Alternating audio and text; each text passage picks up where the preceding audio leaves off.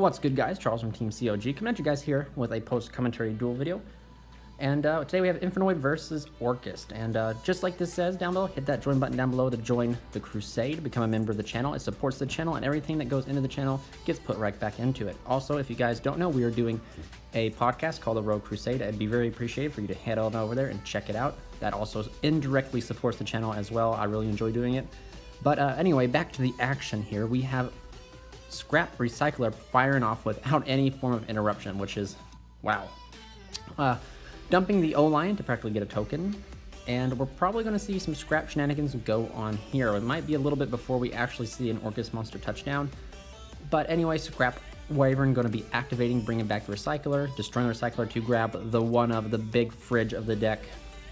There he is, Golem, and then Golem will trigger, I think, destroying a card, if I remember right, probably going to destroy the Wyvern, and this is where Scrap Recycler does not miss its timing. Seemingly enough though, cool fact, if you guys haven't noticed already, both players are playing on Team Samurai X1's playmat, one with zones, one without zones. Beautiful mat done by the artist. I'd love to find out who the artist is for that, but World 1 gonna just finally get sent to the graveyard, and we're gonna see a link to into a, ooh, we're seeing some World Legacy-esque plays be done here. Lib, the World Legacy Keymaster. She's going to be able to activate her effect because of World Legacy 1 in the graveyard. That'll practically allow her to set any World Legacy card, I believe. And like, they can activate it? Yeah, so there goes Succession. A very unpopular opinion here. I do not like the prismatic secrets out of the 10s. I think they're too much secret, and they try to over-rarity some cards, in my opinion, but that's, like I said, unpopular opinion. But again, we're just going to see some more Scrap shenanigans. Finally seen a Nightmare card touch the graveyard. So Nightmare Orcust, I believe, or Orchestrated Nightmare, is finally touching down. This card is super good. It just is a very solid, like, Foolish Burial for the deck that allows you to do some crazy damage calculation shenanigans if you have Babel on the field. But it seems like the Orcust player here is not going to be able to be touched. And that Orcust player, guys, is none other than Duelist of the Rogue. They're another guy from our locals that have decided to start a YouTube channel. Down in the link in the description. Yeah, link in the description below. Pop on over there, give them a like, give them a subscribe if you enjoy their content. If not, they're very good guys. Give some positive feedback, let them know what they can do to improve their content. I think that right now they're on the right step, and they could become one of the new upcoming YouTubers out there. They're practically, as the name says, a bunch of rogue players. Like, they very rarely play meta unless it happens to fall in their hands. But we're going to see an Appaloosa right now, which practically is, whoa. And that's actually really good. If you guys have noticed, he hasn't even activated Orchestrated Nightmare, locking him into monsters. But he's just abusing the fridge right now in Recycler. This ain't even funny. Like, this poor Infernoid player is just going to have to sit through the fridge and the Recycler being, like, coming out, going back to the graveyard, coming out again. It's like a bad itch. You can't get rid of it. Now, coincidentally, if the Orcust player, not the Orcust, the Infernoid player did have any form of interruption in the form of monster trap, monster interruptions like Nibiru, Ash, Ogre. I know Gamma and Ogre have seen very prominent play lately, and they're probably the most impactful hand traps of the current format. They can no longer use that because Appaloosa will be there to say no. I think the Appaloosa has 3 counters, but we're going to see a set of 1 and a normal, and it's, whoa, Mech Knight, Purple Nightfall, smacks down on the field. I assume this is just a spicy tech of my man Jason here, and we're going to see Orchestrated Nightmare banished to target to increase the attack. And I don't remember if that has to be a dark monster. It has to target a dark monster or not. I'm not entirely sure, but we're going to see it anyway. We're going to see the Nightmare attempt to boost the attack to send the Orochi, banishing World 1 to special summon the Orchestrated Nightmare. There's so much thing happening so fast, losing my train of thought. But finally we see a Galatea touchdown.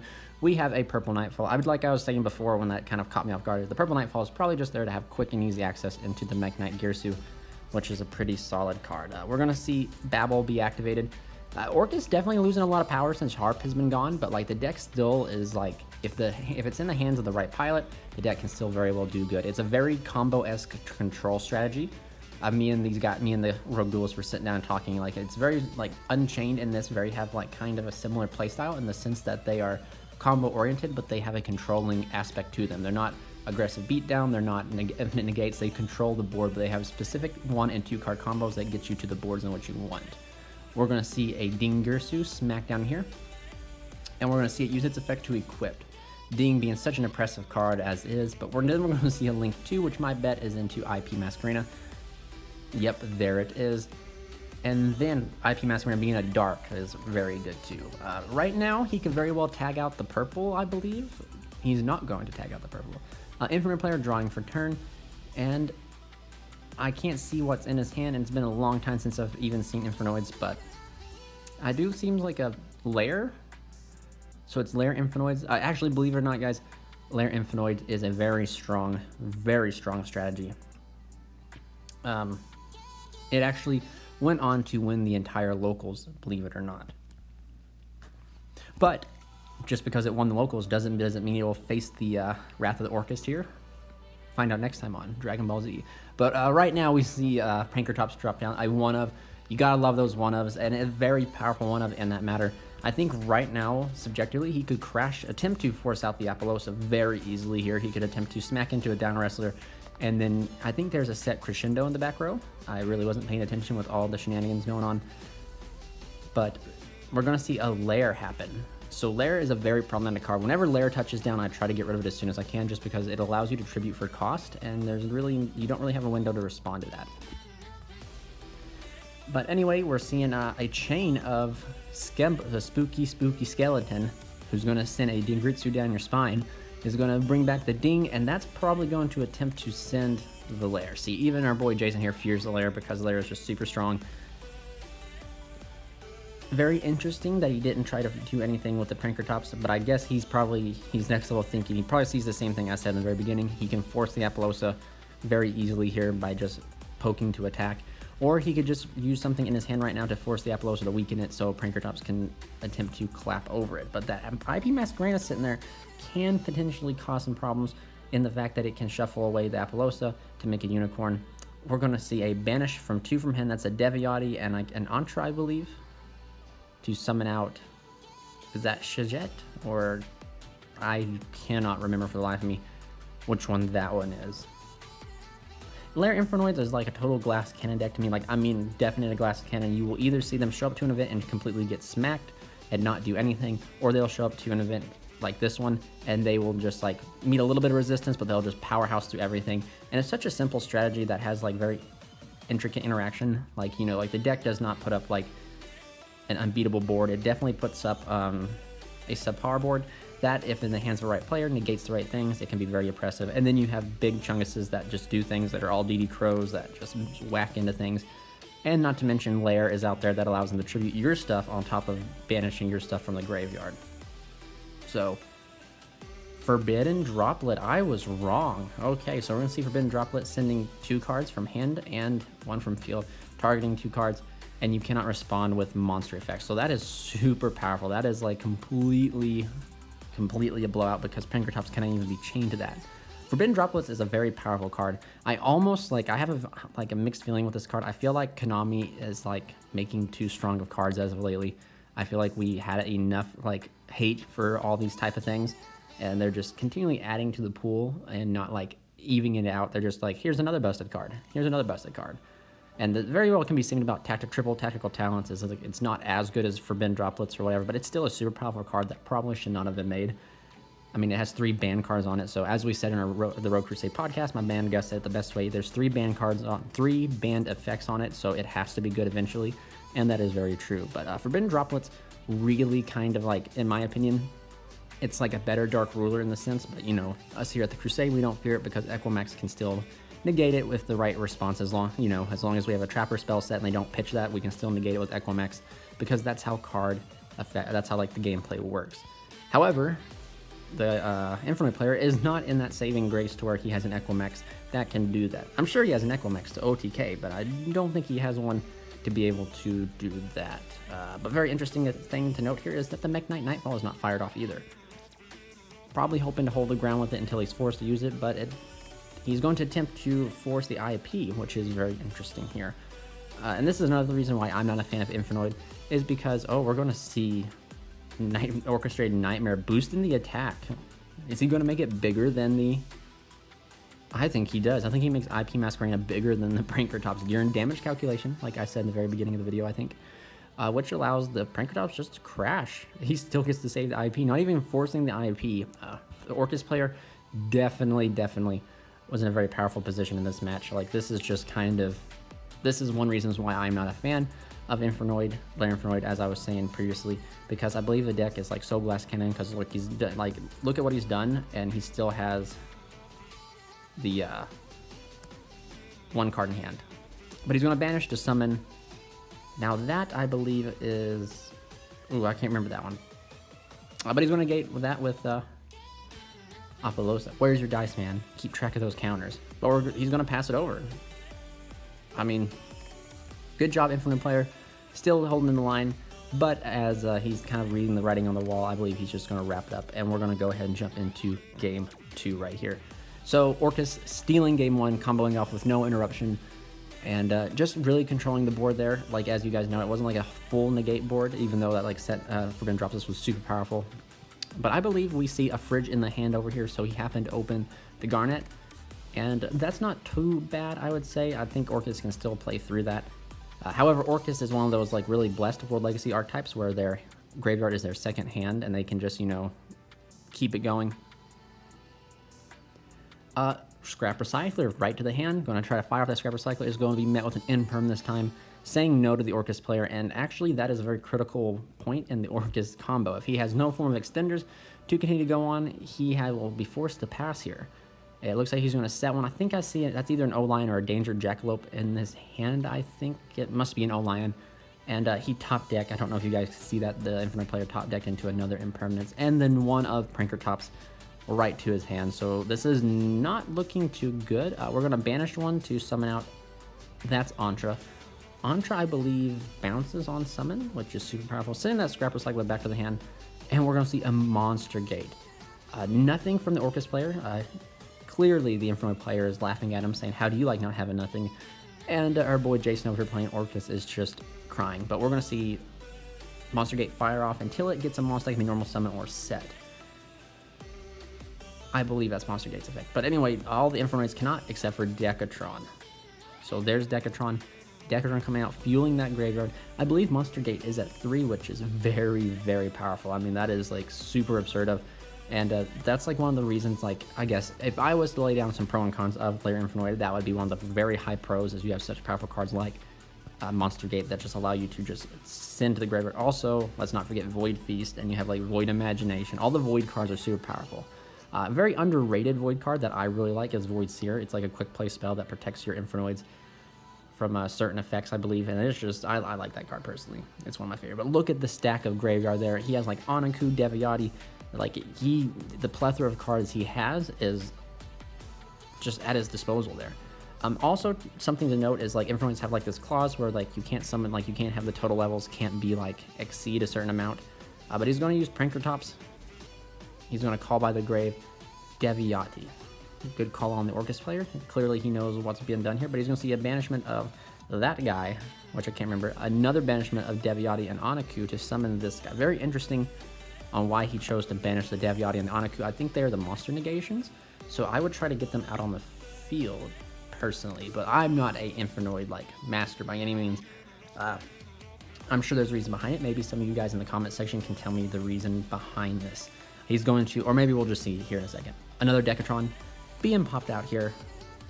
Alaphi, is this just going to be a Halifibrax combo? Is this? Oh no, here we go. Equimax touching down. The man, the myth, the legend is coming. So maybe he, you know, maybe there we go. Don't even, people in the comment section, don't even go out there. He clearly banished Anaku and Deviati because he saw that he had OTK. Because this right here is, well, this right here is game. So we're going to wrap it up and jump into that all-important game 3, where we're going to see if Orcust can hold the line, or if we're going to see if Infernoid can take it. I don't know, to be honest with you. Both decks are very roguish strategies, and both have their ups and downs, but we shall see. I swear I just saw this man draw 2 of his bricks into his hand. I know that feeling, my homie. But Orcust, 3 of them. The Babel, the Return, and the Fridge. But firing off that Scrap Recycler. Must be in a perm to meet the Recycler. With a hand like that, I do believe we're just going to see a pass. That is awful. I can't tell what the 3rd card is in his hand, but I know he has a Babel, Crescendo, and one of the Scrap Golems. This is not looking good. I hope that the Infernoid's hand is just as bad, and maybe we see some primitive... that's a Prank-atops. How is this man seeing Prank-atops every game when it's at 1?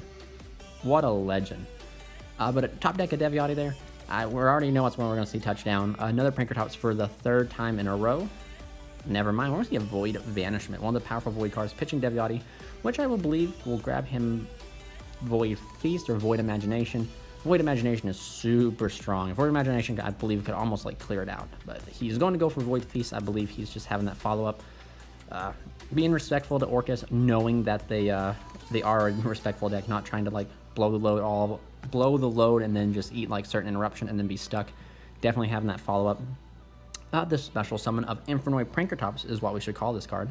Poking the Recycler, which is going to go to the graveyard. And yeah, we're going to see some damage being dealt. A setting of Void Feast. We should actually not even call this Infernoid, we should just call this Prank-atops Beatdown. But see, there's something definitely interesting here. He's going to fire off Void Feast, sacking off the Void Vanishment. And he's going to summon 3 Infernoids, I believe, and he's going to summon 2 Decatrons. The Decatrons are going to be able to send any Infernoid and gain their respectable effects. So that one right there is Sajet, I believe, and so he's going to summon out the 2 Decatrons. One Degatron is going to send Deviati, one Degatron is going to send Anaku, and then they are monster and spell and trap negations now. And a DD Crow for the Sajet and a Prank-atops. So right now, our boy Jason, with his hand of bricks, has to try and build through a board of 4 interruptions. Can he do it? I don't know. Maybe if he just smacks him with the bricks he has in his hand and he just like wipes the cards off the field, he could win. That sounds like a logical way to do this, but I digress. We shall see if Orcust can pull this through here. Hopefully we're doing good on time. Battle being activated. Battle being a very scary card because if he has any way to fire off those Orcust cards. What is that card? Is that a I can't see it. Success. What is that card? Whatever it is, it's going to have to be negated eventually, unless it's Dark Ruin or more. Prank-atops targeting the Vanishment. Foolish Burial being fired off. That's not too bad. But however, we do have a deck full of DD Crows. And he just lost his quick effect ability with the Babble being gone. It's not looking too good in the hood for the Orcust player. But that's not going to stop our man. He is going to try and plow through this. He's looking at sending Orochi maybe. Maybe Orochi's his only hope to get out of this because of... maybe he has something he can use to bait the Sajet. Then chain, I believe, I think, quick effect the Orochi right there. And then he has at least a monster that can start doing something. Not totally sure.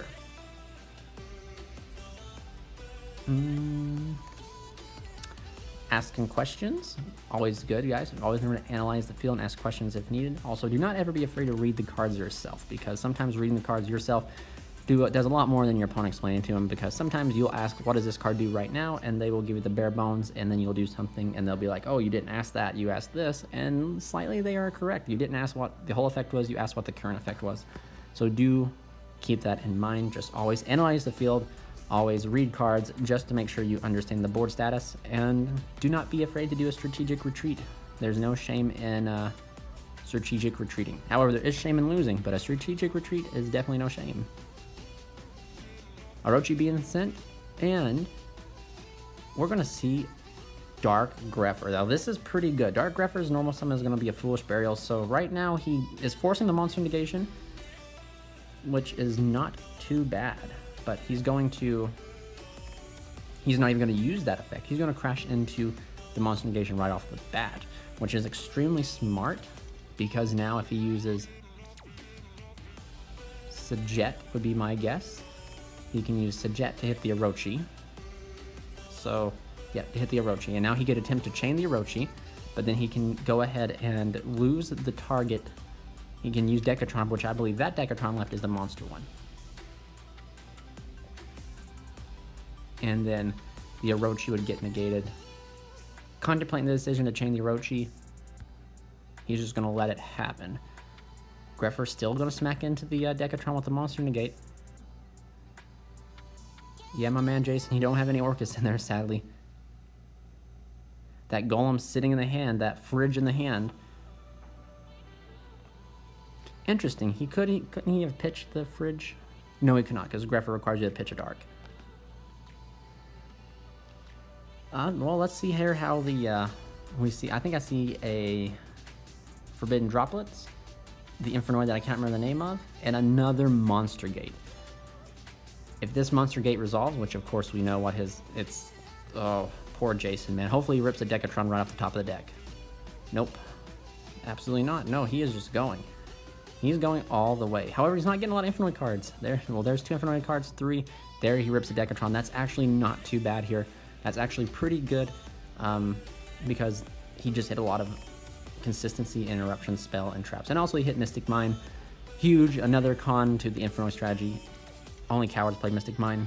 Just opinion. Even though I got clapped by Mystic Mine on the recent live stream that we did.